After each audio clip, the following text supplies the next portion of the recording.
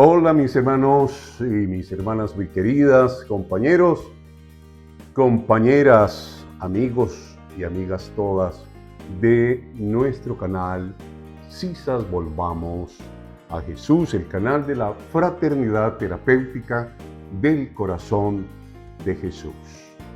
Hoy el Señor nos brinda esta nueva oportunidad. La semana pasada lamentablemente no pudimos grabar, pero hoy estamos de nuevo aquí con ustedes para avanzar en el estudio de las 9 llamas del silencio interior. Estamos trabajando el tema de la negación. Allí íbamos en el anterior video.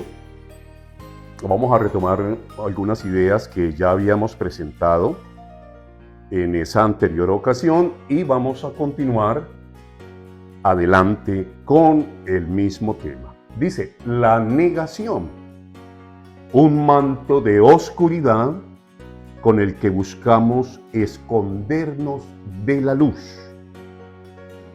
La luz que pone al descubierto la verdad sobre nuestras heridas emocionales, nuestras sombras y nuestro vacío existencial. Como pueden ver, tiene un subtítulo bastante carnudo, ¿verdad? Dice, la verdad es que algunos de nosotros hicimos de nuestras heridas emocionales auténticos nidos de flores, que regamos con esmero y con devoción, como si se tratara de objetos sagrados de los cuales esperábamos mágicamente obtener alguna bendición. ¿Cómo habremos de llamar esta pseudo religión de la herida?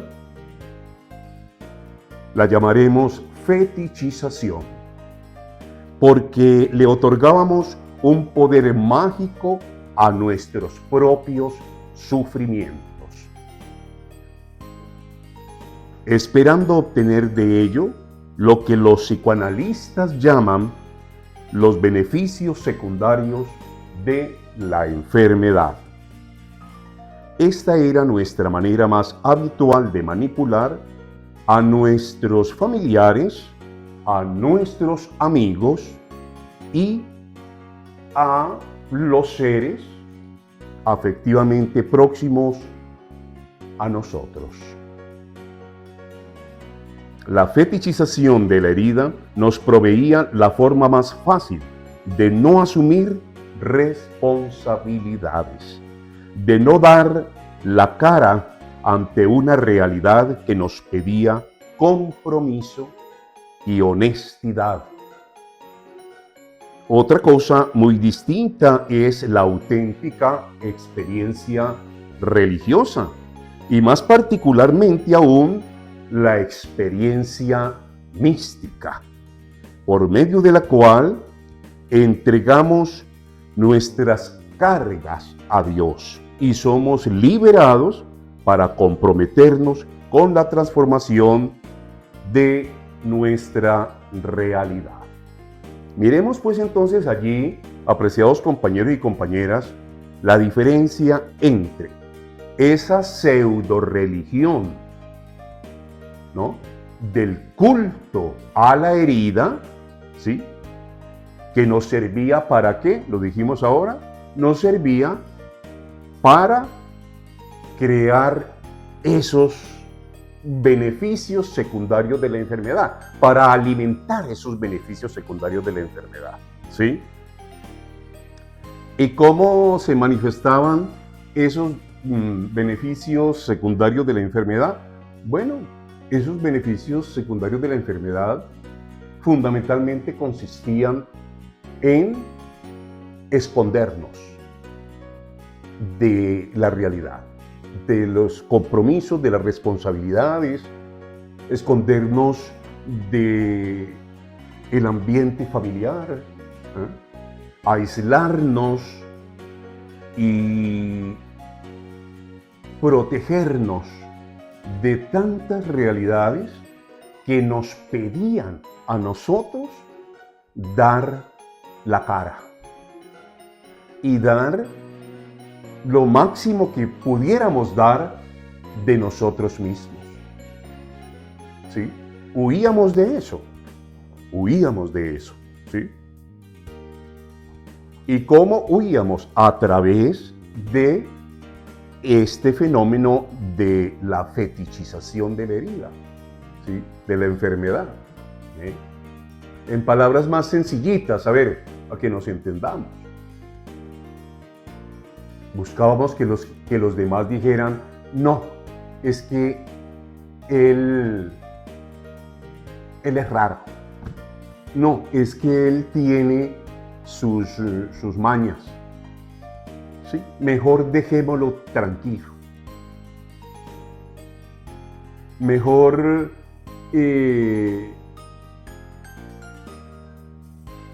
no lo forcemos a hacer determinadas cosas. De alguna manera nosotros, bajo esta lógica de la fetichización de la herida, ¿sí?, se convertían para nosotros en los cómplices más inmediatos, pero también más eficaces y más directos, ¿sí?,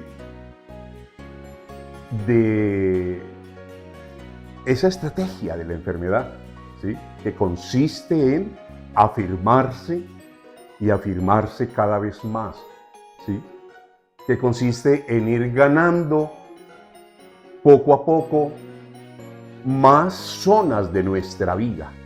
La enfermedad de la adicción, ¿sí?, se iba apoderando progresivamente de toda nuestra vida, ¿sí?,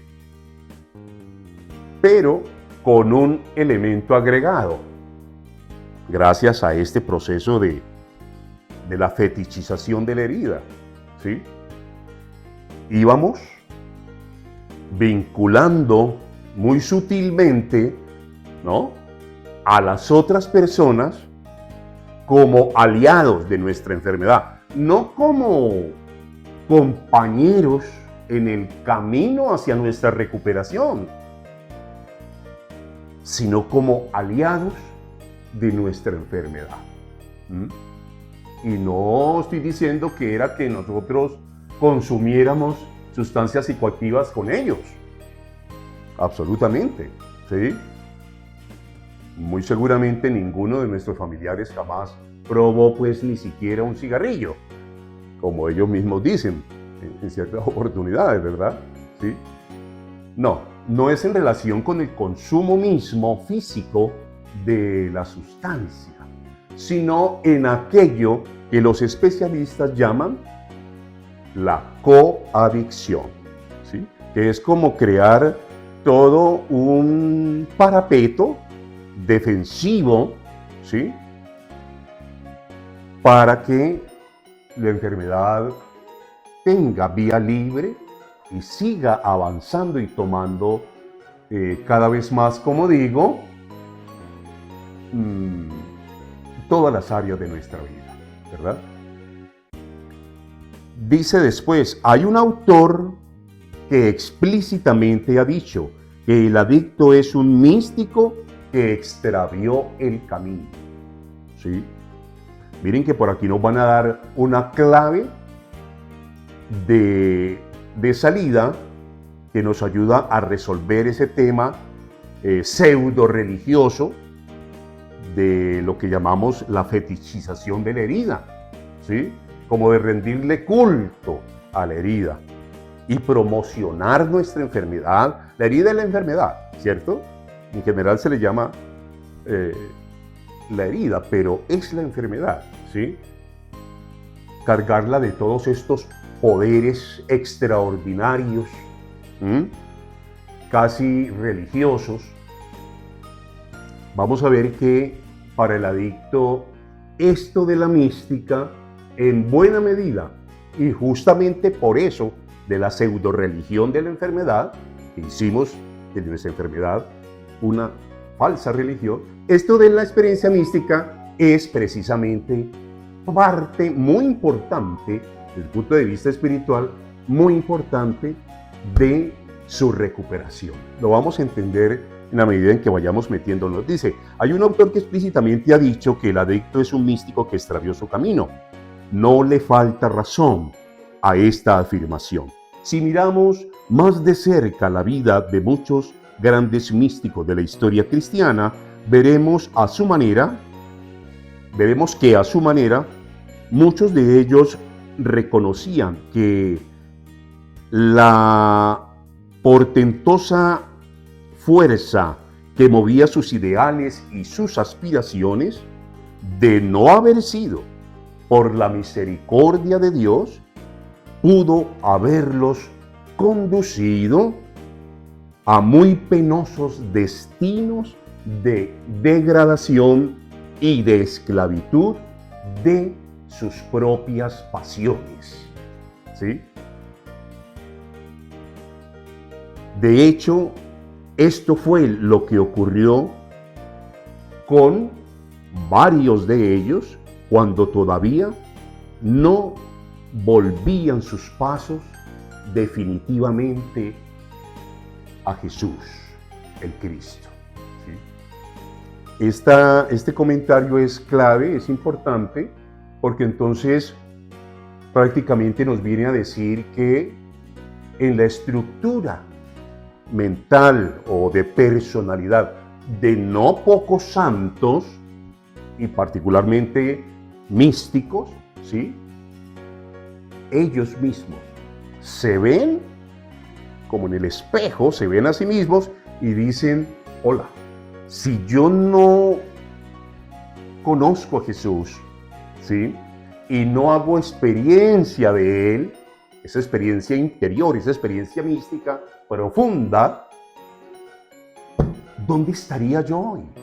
¿Sí? Con estas pasiones egocéntricas mías tan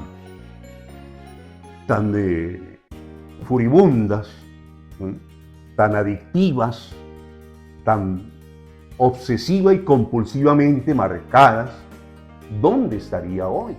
¿Sí? Eso lo dicen grandes santos en la historia de la mística, en los santorales, como se dicen en la iglesia, ¿sí? Uno puede ver datos muy importantes de los santos, de la vida de esos santos, donde ellos mismos se sorprenden, ¿sí? De ese hecho. Si no hubiera sido por ese camino de conversión que empezaron a recorrer después de conocer y tener un encuentro personal con Jesús, ¿sí? Como su sanador, como su maestro, como su terapeuta y por supuesto, como su redentor y su salvador, ¿qué hubiera sido de ellos? ¿Sí? ¿Qué hubiera sido de ellos? Son bastantes los que se hacen esa pregunta en esos términos dramáticos, ¿no? Dice, algo similar, guardando las debidas proporciones, nos llegó a ocurrir a no pocos de nosotros, que no lográbamos vincularnos profundamente con el corazón de Cristo. Fuimos a colegios católicos o de todas maneras colegios de creyentes, ¿sí? Estuvimos en ambientes religiosos, nuestras mismas familias fueron, en su inmensa mayoría, siempre familias tradicionales y religiosas. Eso cualquiera de nosotros lo puede comprobar, lo puede afirmar, ¿sí? Pero no lográbamos, no obstante todo esto, ¿verdad? Esa realidad familiar, religiosa y devocional, tradicional, que nos rodeaba, que nos servía de contexto, no lográbamos vincularnos profundamente a Cristo, ¿sí? Nos faltaba el elemento de la profundidad, el elemento de la interioridad, que es el que hace realmente la diferencia, ¿sí? En los grados, ¿no? de sentido que podemos reconocer en la experiencia religiosa. Hay experiencias religiosas que son muy superficiales, ¿sí? Y de las cuales tendríamos que decir, pues, que el grado de interiorización que hay en ellas, pues realmente es absolutamente mínimo, ¿sí? Probablemente a eso sea a lo que se está refiriendo aquí el texto, ¿sí? Cuando nosotros mismos lo escribimos, seguramente era eso lo que buscábamos como decir, ¿cierto? ¿Sí? No lográbamos vincularnos profundamente, personalmente, alma adentro. No lográbamos vincularnos con Cristo, ¿verdad? Sino que nos quedábamos flotando, dice después, en las aguas superficiales de unas tradiciones religiosas que reproducíamos en forma externa y mecánica sin saber que el volcán de nuestras pasiones egocéntricas y adictivas erupcionaría y haría volar en 1000 pedazos nuestra religiosidad en algún momento. Una religiosidad que estaba basada solo en creencias y doctrinas y no en una experiencia personal de Cristo como la roca firme, ¿no? La roca firme, la roca interior, que con su silencio sanador tiene el poder de purificarnos, iluminarnos y unirnos a su ser. ¿Ven ustedes allí? Esa experiencia interior que es propia de la mística tiene esos 3 elementos que son constitutivos, ¿sí? Tiene la experiencia de la purificación, porque nos confronta. Cristo nos confronta. Y uno ve todo el tiempo en el Evangelio, Jorge, uno ve cómo Cristo está precisamente confrontando, ¿sí? Las conductas, los discursos, las actitudes de muchas personas. Y muy en particular, qué curioso, muy en particular, Cristo está cuestionando enérgicamente la conducta de las personas ligadas a lo religioso, a los escribas, a los fariseos, ¿sí? ¿Cuántas veces en el Evangelio leemos las confrontaciones, ¿sí?, que Jesús hace a escribas y fariseos, ¿sí?, que eran hombres devotísimos y densamente religiosos en cuanto a lo que al templo de Jerusalén y a las sinagogas de los pueblos, ¿sí?, se refería. Jesús cuestiona profundamente esa actitud y esos comportamientos religiosos superficiales, digamos, mecánicos, ¿sí?, casi como rituales sociales para ganar, a merced de ellos, ganar cierta respetabilidad social. Porque claro, en la época de Jesús la religión era generadora de honorabilidad social, ¿sí? El que era religioso en ese tiempo, ¿sí?, pero no solo en ese tiempo, también mucho de eso sigue estando igualito hoy en día, ¿sí? Igualito hoy en día. Cambiarán ciertas cosas, pero en muchos sentidos podemos decir que son muy similares. Jesús está cuestionando eso, ¿sí? Esa religión de la pose, esa religión de la foto, esa religión para quedar bien, para congraciarse con los poderosos, ¿sí? Que suelen ser precisamente muy religiosos. En esa teocracia judía, pues obvio, los grandes jerarcas, ¿no?, religiosos, por supuesto, tenían también una incidencia importante en las decisiones políticas de Israel, ¿sí? Bueno,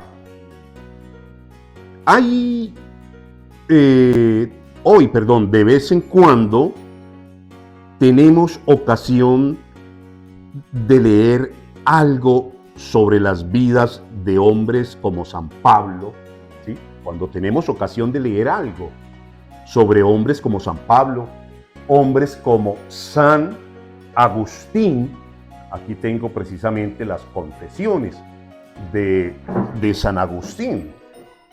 Me excusan mis hermanos un momentico, ¿sí? Las confesiones de San Agustín, ¿sí?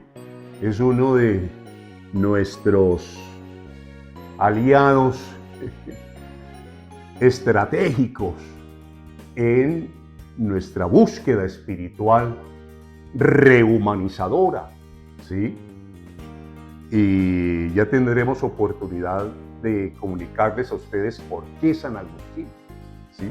De pronto ahorita adelantamos algo. Dice, hoy, cuando de vez en cuando tenemos ocasión de leer algo sobre las vidas de hombres como San Pablo, como San Agustín de Hipona, como Francisco de Asís, como Ignacio de Loyola, ¿sí?, y otros más, ¿sí?, nos vemos reflejados, no solo en el período sombrío, ¿sí?, en el período enfermo y pecaminoso de sus vidas, sino ante todo nos vemos muy identificados con la experiencia de la misericordia infinita de Dios, ¿sí?, que a ellos los rescató y a nosotros, hoy que estamos en recuperación, también nos ha rescatado y nos ha llevado a vivir vidas nuevas, de acuerdo a un plan de 24 horas, como nos lo enseñan sabiamente, ¿sí?, los 12 pasos, como nos lo enseñan Alcohólicos Anónimos, Narcóticos Anónimos y cualquiera de las varias, que son bastanticas, ¿sí?, comunidades de 12 pasos que existen, gracias a Dios, en todo el mundo, para tratar diversidad de trastornos obsesivos, ¿sí?, de trastornos obsesivos y compulsivos asociados al consumo de sustancias psicoactivas, ¿sí? Eso desde luego no excluye ni reemplaza tampoco la actividad profesional del psiquiatra y la actividad profesional del psicólogo, ¿sí?, de ninguna manera. Pero nosotros sí creemos, por experiencia propia, porque lo hemos constatado, que esto de la terapia de pares, ¿sí?, un adicto ayudando a otro adicto, es muy práctico y muy efectivo, ¿sí? Pero como digo, no quiere decir que se excluyan los recursos profesionales, de ninguna manera. Por el contrario, ¿sí?, digamos que todo esto se engancha, se integra, ¿sí?, hasta construir un todo lleno de sentido, ¿sí? Muy bien. Otro autor, también anónimo y no menos incisivo que nuestro autor anterior, ¿sí? El anterior le había dicho, el adicto es un místico que extravió su camino, ¿sí? Aquí decimos que otro autor, también anónimo y no menos incisivo que el anterior, ha llegado a decir que, abre comillas, no todo genio es un adicto, ni todo adicto es un genio, ¿sí? Esto es interesante porque es que a veces se nos ha formado un poco el mito, ¿sí?, de que para ser de alguna manera genial, para ser un gran creativo, para ser un gran poeta, un gran pintor, un gran filósofo, un hombre con unas capacidades y cualidades muy connotadas y muy notables para cualquiera de estos ejercicios del intelecto, ¿sí? De alguna manera se nos ha formado el mito de que la genialidad, ¿sí?, creativa de una persona está asociada a la enfermedad, al trastorno, ¿sí?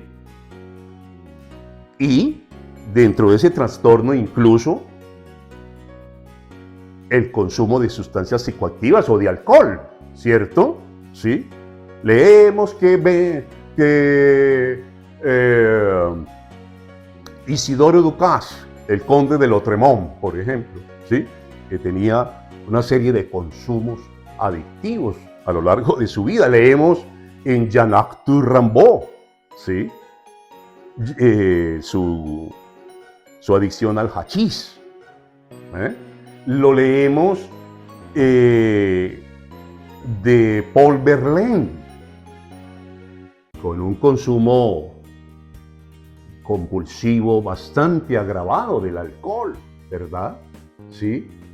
Lo leemos en el autor de Las Flores del Mal, ¿sí?, de Las Flores del Mal, que tuvo siempre también una vida en la que prevalecieron mucho y a lo largo de muchos años, ¿sí?, el alcohol y las drogas de ese momento, del París de ese momento, ¿verdad? ¿Sí?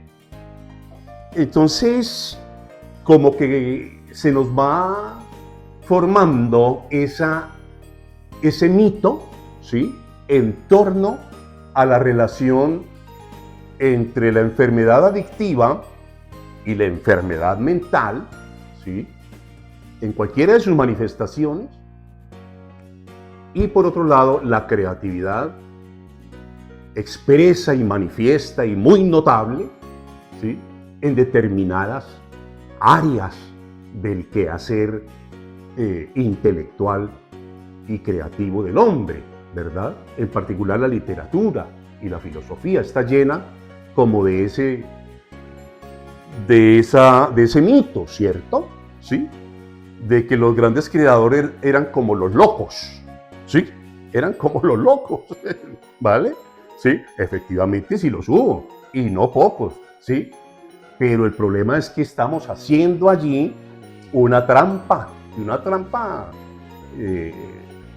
grande, ¿verdad? Porque es que no tenemos por qué construir así, sin más ni más, esa relación abusiva de identificación entre la enfermedad mental y las expresiones adictivas, digamos, de esa enfermedad mental y la creación artística, literaria, filosófica, incluso científica en algunos casos. No tendremos por qué necesariamente hacer esa identificación. Entonces, por ahí va la reflexión. Dice, no todo genio es un adicto, ni todo adicto es un genio. ¡Qué verdad más clara y más contundente!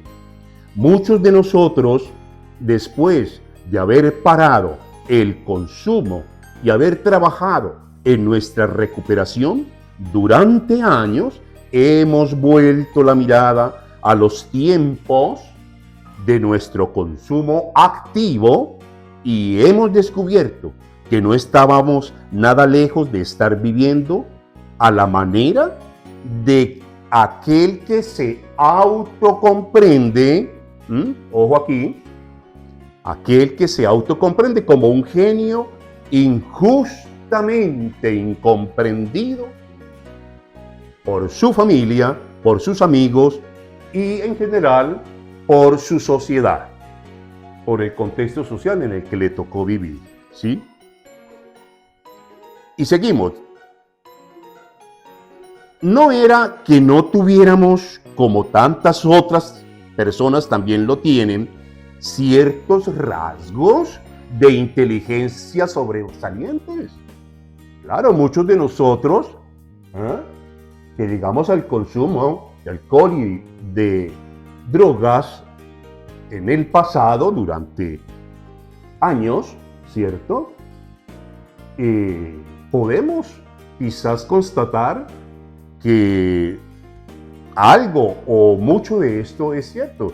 Pudimos haber tenido, sí, en nuestro momento, unos rasgos de inteligencia sobresalientes. A lo mejor ya desde el colegio, cuando éramos unos niños, 9, 10, 11, 12 años, ¿sí? Primero de bachillerato, segundo, tercero de bachillerato, como se llamaban en esa época, ¿sí? Hoy son sexto, séptimo, octavo, etc. ¿Sí? Incluso los profesores, Jorge, ¿no? Nos decían, fulanito de tal que es tan brillante para esto, menganito de tal que es tan brillante para aquello, y ¿sí? Y de pronto muchos de nosotros que con el tiempo nos vimos involucrados en consumos de drogas, seguramente éramos de ese grupito de los notables, seguramente, ¿sí? Pues mis hermanos, ese temita nos ha dado mucho que hacer, ¿verdad? Dice, no era que no tuviéramos, como muchos otros, que nunca cayeron en consumos compulsivos de alcohol, ni consumos compulsivos de ninguna droga, ¿sí? Ciertos rasgos de inteligencia sobresaliente. Era que nuestros egos, allí ya empezamos a ubicar las cosas como en su sitio, ¿verdad? Era que nuestros egos, autofascinados con el culto a la superioridad, nos imponía un guión trágico de vida caracterizado enfermizamente por el dolor, la autoexclusión, la inadecuación con el medio social y la frustración. ¿Ven ustedes? Es decir, que muchos de nosotros, o quizás algunos de nosotros, ¿sí? Caímos como en eso, ¿sí? Caímos como en eso, ¿sí? Y uno ve personas por ahí diciendo, ay, por ahí va fulano de tal, ahí va Luis no sé qué, ahí va Juan no sé cuánto, Pedro, Miguel, José, etcétera, ¿sí? Ay, pero lo inteligente. Ese muchacho incluso tenía características geniales. Y vea cómo está. Vea cómo está. Con el costal allí en la esquina, vea.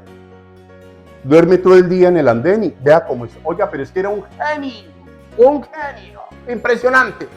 Para las matemáticas, no, eso no le ganaba a nadie. En el colegio, no. Hacían las olimpiadas del saber y se las ganaba todas. Y nunca estudiaba. Era un vago de 7 suelas, pero sabía de todo. No era sino que lo sacaran y él resolvía todas las cosas. Sí, sí, eso fue así. En muchos casos fue así. Pero repito, aun cuando tengamos referentes creíbles, ¿sí? de esto que estamos diciendo, ¿sí? No abusemos de la realidad, ¿sí? Hasta llevarla a decir, violentamente, ¿no? Y hacemos violencia en la realidad y llegamos, mirando estos casos, ¿sí? Llegamos a decir, no, es que el genio necesariamente está asociado a la enfermedad mental, oculta muy profundamente en la persona. Y ella es un genio, pero es porque también lo que tiene de genio lo tiene de loco, lo tiene de enfermo mental y ese tipo de cosas. Y véalo, pues ahí está. Todo el día mantiene borracho y todo el día mantiene marihuanao y embazucao y etcétera. No, mis hermanos, no, demasiado facilista ese argumento, ¿verdad? ¿Sí? No descartando, ojo con eso, ¿sí? No descartando que sí, que efectivamente, en muchos casos eso fue absolutamente así, tal como lo describen muchas personas, como con esa claridad de la que les hablaba ahora, ¿sí? Pero en muchas otras personas no era así. Muchos otros adictos nunca tuvimos esas características geniales de nada, ni tuvimos inteligencias sobresalientes de nada, ni coeficientes intelectuales por encima de no sé qué rango, no, del montón, del común, ¿sí? Es decir, que la enfermedad de la adicción, ¿sí? No es solo para los genios, ni mucho menos, para todos, ¿sí? Es como también la raza, ¿cierto? Igual, adictos negros, indios, amarillos, verdes, rojos, zapotes, lo que ustedes quieran, ¿verdad? No respeta, como bien lo decimos, ¿verdad? Raza, credo, ideología política, clase social, etcétera, etcétera. Afortunadamente hoy, a más de 45 años de haber descubierto el investigador Howard Gardner las inteligencias múltiples, sabemos que la genialidad, si bien no es un rasgo de propiedad masiva, no es tampoco nada raro ni nada inusual o exótico, ¿sí? Para nosotros, como adictos en recuperación afectados por la sobreidentificación autofascinadora con nuestros egos, nos viene muy bien saber esto que nos dice Howard Gardner, ¿sí? A fin de deshacer el autohechizo, ¿sí? El mito del que hablábamos ahora. Ahora le damos el nombre de autohechizo, ¿sí? Deshacer el autohechizo y una vez deshecho ese autohechizo de la genialidad como sinónimo de la enfermedad, como sinónimo de la genialidad y de la enfermedad como sinónimo de la enfermedad.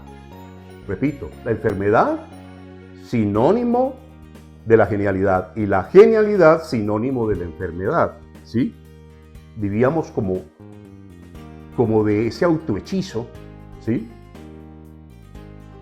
Que construimos alrededor de ese mito, ¿sí? No, superemos ese autohechizo, ¿sí?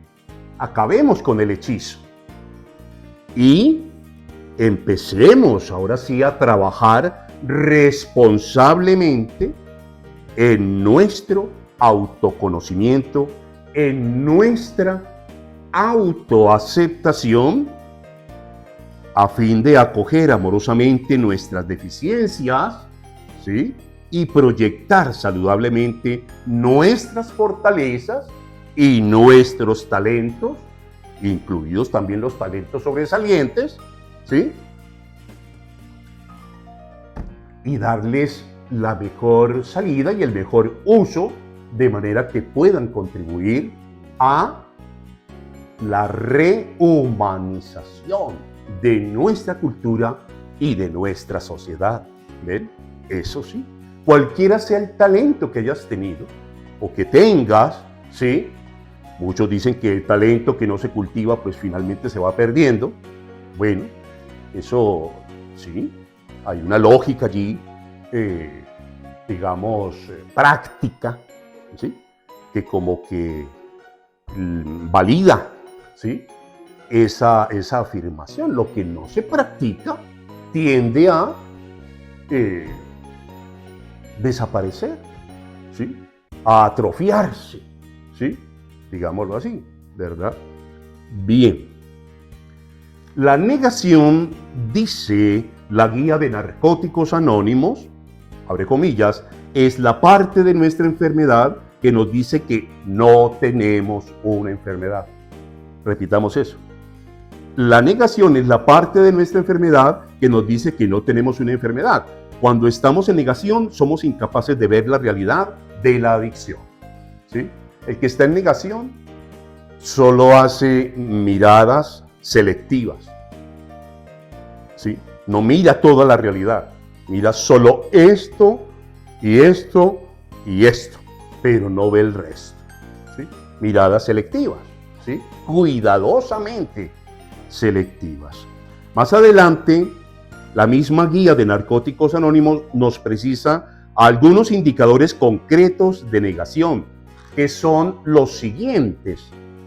Primero, minimizar el efecto de las drogas, ¿sí?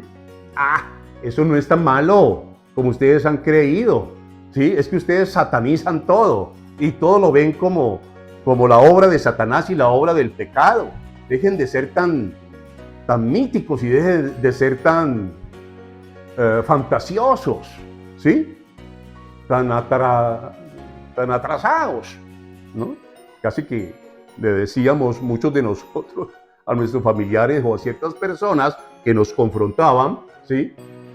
Salgan de la caverna, todavía están en la caverna, avancen, culturícense, modernícense, pónganse a tono con los tiempos, ¿sí?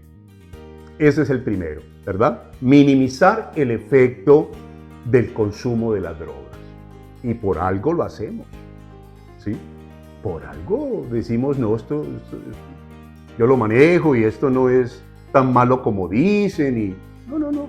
Claro, allí hay unas intencionalidades, ¿verdad? Allí el ego, ¿sí? En su hambre de autofascinación, ¿sí? Que es lo que las drogas le dan, ¿sí? La droga le calma al ego el hambre de autofascinación, ¿sí? Entonces, claro, tiene que minimizar el efecto de la droga, ¿verdad? El segundo, culpar a los demás apelando a las expectativas demasiado altas que ellos tienen de nosotros. Pero mamá, ¿vos qué es lo que crees que yo soy? ¿Es que crees que yo soy un santo? ¿Es que crees que yo soy como fulano, como sultano? No, fulano es fulano y sultano es sultano, pero yo soy yo. Pero en realidad no estamos defendiendo la diferencia sana, ¿sí? Entre esos fulanos y nosotros, y entre nosotros y esos fulanos, no. La verdad es que estamos manipulando muy habilidosamente con este tema de la culpa, ¿sí? Culpando a los demás, ¿sí? Culpando a los demás, ¿sí? Diciendo que es que tienen unas expectativas enormemente altas acerca de mi éxito, acerca de mis cualidades y de mis talentos, etcétera, etcétera. Entonces, claro, ¿sí? Bien, el tercer punto de indicador de negación es el siguiente. Yo creo que con esto vamos de pronto ya recogiendo el video del día de hoy. Dice, tercer punto, compararnos con otros adictos para decir que nuestro problema no es tan grande como el problema de ellos. Lo hicimos todos, ¿sí? Todos. Íbamos por la calle y decíamos, fulanito de tal, ese sí está vuelto mierda, ¿sí? Me excusan la expresión, pues, ¿sí? Ese sí, pues, bendito. Pero no nos mirábamos a nosotros. Volvemos al evangelio, ¿no? Mirar la paja que tiene el hermano en su ojo y no mirar la viga, ¿sí? Que oscurece el nuestro, ¿sí? Los enfermos eran los otros, los enfermos irrecuperables, irredentos y desahuciados, nosotros no. Siempre dijimos, en cualquier momento que efectivamente yo quiera y me ponga serio conmigo mismo, lo dejo. Nunca vino ese momento. Tal vez en algunos casos muy, muy particulares, que obedece a condiciones también igualmente muy particulares, de pronto sí. La verdad es que sí, de pronto sí. Pero repito, casos muy singulares. ¿Sí? Pero el gran volumen de casos no le pegó por ahí a la piñata, ¿verdad? Cuarto, culpar a una droga en particular y romantizar otra droga. Jorge, claro, es que con el bazuco si uno se vuelve pues, no, un diablo total. Pero marihuanita, no, si eso es incluso hasta poético, si eso es lo propio de los creadores, eso es lo propio de nosotros los poetas, los humanistas, eso es lo propio de nosotros los alternativos, ¿sí? Los alternativos, ¿eh? A ver, muchachos, ¿sí? Si ven todo lo míticos que somos, ¿eh? Todo lo fantasioso y lo... Bien. Quinto, comparar el hoy con el ayer para justificar nuestras actuales conductas y decir que por malos que sean nuestras conductas hoy, nunca serán tan malas como aquellas conductas, ¿sí?, en las que nosotros caíamos cuando estábamos en el consumo activo, ¿sí? ¿Para qué hacemos eso? Para justificar, ¿sí?, prácticamente la transferencia de adicciones que hoy estamos viviendo, porque sí, seguramente ya empezamos un programa de recuperación y ya no estamos consumiendo la droga de prevalencia que nosotros consumíamos antes, ¿verdad? Pero resulta que la enfermedad ha hecho transferencia, ¿sí?, la transferencia adictiva, y hoy estamos compulsivos de otras muchas maneras. De otras muchas maneras, ¿sí? Nos volvimos mentirosos compulsivos. Nos volvimos comedores compulsivos. Nos volvimos onanistas compulsivos. Nos volvimos jugadores compulsivos. Y muchas otras cosas, ¿verdad? Sexta, el último indicativo, ¿sí?, de negación es esta: dar razones convincentes, sí, pero falsas acerca de nuestro comportamiento, ¿sí? Miren ustedes qué bien redactado tiene la guía de Narcóticos Anónimos ese tema de la negación, cómo conocen la práctica real y en el nivel de profundidad en que conoce el problema del adicto. Dar razones convincentes, es decir, porque que cualquiera nos oye hablar y dice, no, este man es un prócer. Este man, ¿cómo es posible que ya en el barrio no le hayan hecho una estatua? Ah, yo no entiendo a este señor por qué no es concejal, hola, por qué no es senador de la República, representante a la Cámara, semejante inteligencia, semejante liderazgo, semejante... Oiga, muchacho, ¿sí? Dar razones convincentes, pero falsas, acerca de nuestros comportamientos. En otras palabras, unos pajudos compulsivos, perdidos. Unos mentirosos perdidos. Como cualquiera, ¿sí?, de toda esa sarta de mentirosos que hoy aquí en Colombia, a 4 días de las encuestas electorales, ¿sí? De las encuestas, no, ¿cómo es que se llama? De las consultas de los partidos. Hoy estamos viendo a todos los mentirosos de todos los colores y sabores, hacer su fiesta, ¿verdad? Bueno, mis hermanos, queríamos hoy, como dije al comienzo, llegar un poquito más allá en el tema de la negación, que lo habíamos dejado ya introducido en el anterior video, ¿sí?